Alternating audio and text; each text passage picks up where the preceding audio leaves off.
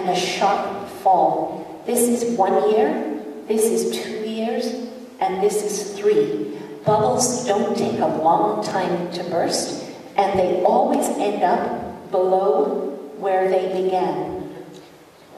Ok, guardate un attimino come sono diverse a livello di andamento le curve nella fase ascendente e in quella discendente. L'ascesa può anche avvenire in modo graduale, però la fase discendente in genere ha un andamento molto molto rapido, sono pochissimi anni a livello di scala di quello che sta succedendo, e in genere poi la situazione finale è sotto a quella iniziale. So that suggests the question, when did our current bubble begin to inflate? If you look at the stock market and the derivatives market and the development of credit, the latest date you can reasonably argue for is about 1982. That means our bubble has been inflating for 30 years, and we are going to go back to below where it began. So the asset values of the 1970s are going to be the best case scenario going forward. And there's a long period of upheaval that is typical when a bubble bursts. Sometimes for large bubbles, the aftermath can last for several decades. Adesso ragioniamo su quello che è la situazione dell'attuale bolla entro la quale ci troviamo. Quando è iniziata? Per essere ottimisti è iniziata, diciamo, a partire massimo entro l'82, quindi questo 82, yes? Questo significa che questa bolla è cresciuta per 30 anni. In genere poi quando le bolle scoppiano, gli effetti anche di tipo sociale, quindi quello che anche vediamo può succedere, hanno un effetto che può anche durare per dei decenni. And in fact, I don't have a graph for it, but there is a bubble from history that was centered here as well, even earlier. That's why there are no graphs. There was a major collapse of the Florentine banking houses in 1345 as a result of the banks in Florence financing wars throughout Europe through credit, and the Venetian banks trading in gold and silver all over the world. The profits from speculation were 10 times as high as the profits from the real economy. So more and more money went into speculation, exactly the way it has done today.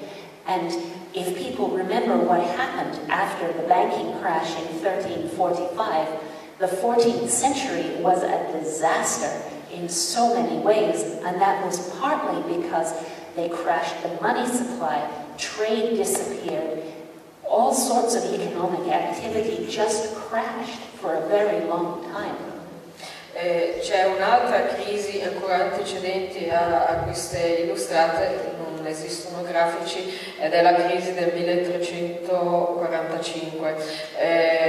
Anche lì, per dire, abbiamo notato un grosso fenomeno proprio anche di speculazione, per esempio da parte era zona Firenze dei banchieri fiorentini, e infatti poi se andiamo a vedere cosa poi è successo nel 1400 era proprio in qualche modo una conseguenza di questo scoppio di questa bolla del 1345. All sorts of assets can become bubbles. This is crude oil, and you can see that in 2006 we started that parabolic rise because people thought oil will be scarce soon. So they put more money into oil and they bid up the price. When the bubble reached its maximum, it crashed. The insiders took their money off the table. So the price fell from $147 a barrel down to $35 a barrel in just a few months. This is a classic bubble, and we're now doing it again. Prices rose to about $100 a barrel. They've been falling now since May the 2nd. So we are looking at a bubble in asset prices for oil as well. And that doesn't mean that oil is not scarce. Clearly, it will be scarce. We are going to have a major energy problem. But our financial problem comes first. And when you have a financial problem in an asset market like this, what you have is a huge boom and bust dynamic. You don't just have prices staying high, they go up and they go down, and it makes it very difficult to plan and to invest. Allora, anche per quanto riguarda proprio la nostra fonte energetica primaria, cioè il petrolio, noi negli ultimi anni abbiamo proprio potuto notare un andamento sali e scendi, che è anche proprio stato largamente determinato anche da azioni speculative, in quanto il prezzo saliva perché c'era timore appunto di una futura scarsità, poi le persone, per dire gli investitori, nuovamente uscivano, e quindi abbiamo avuto per esempio la discesa rapidissima in pochissimi mesi nel 2008 da un prezzo di $147 al barile a poco più di 45.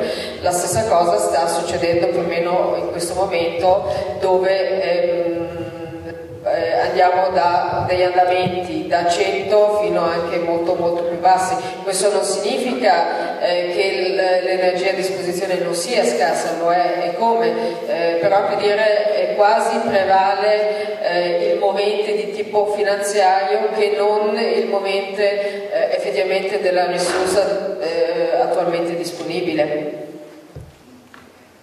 We need to understand what inflation and deflation are in order to understand what is coming.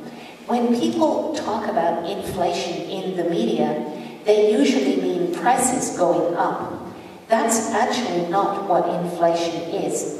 Inflation is an increase in the supply of money and credit relative to available goods and services. Deflation is the opposite. Now, prices themselves are not the important thing. What matters is affordability. If a cup of coffee costs $10,000, but everyone is a billionaire, it doesn't matter. But if a cup of coffee costs 5 cents and nobody has 5 cents, then you have a problem. So we need to adjust prices for changes in purchasing power in order to understand whether things are getting more or less affordable. And prices, in any case, follow changes in the money supply. So it's important to understand what is the cause and what is the effect. If you put more money in people's hands, they can bid up prices. If you take money away, prices will fall. So in a deflation, prices will fall. Allora, qua anche per fare un po' di chiarezza tra i termini inflazione e deflazione. Quindi inflazione non è semplicemente che i prezzi salgono, più che altro è un indicatore di quanto è la disponibilità di massa monetaria a disposizione e quanto ammonta il nostro reale potere di acquisto alla fine, no? Quindi se noi chiediamo per un caffè 1 milione di euro, ma tutti sono dei miliardari, allora non è un problema, però come anche se invece ne chiediamo 5 centesimi ma nessuno ha 5 centesimi, chiaramente le persone non hanno la possibilità di acquistare quello che a loro per l'appunto serve.